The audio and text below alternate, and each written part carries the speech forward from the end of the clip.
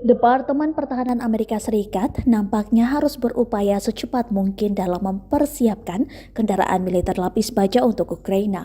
Proses pengerjaannya pun diabadikan dan diunggah ke media sosial. Dalam video tersebut nampak para anggota dari Departemen Pertahanan Amerika melakukan pengecekan pada unit M113.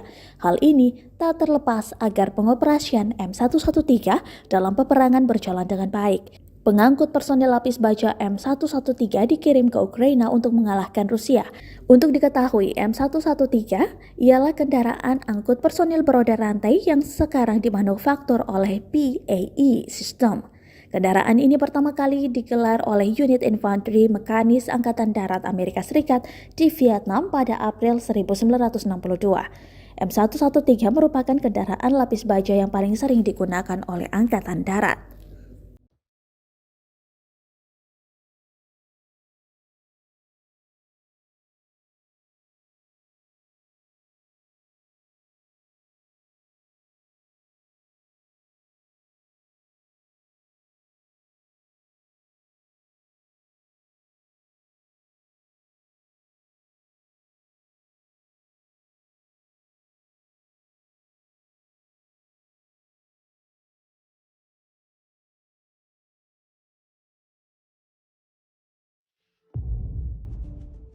Terima kasih sudah nonton. Jangan lupa like, subscribe, dan share ya.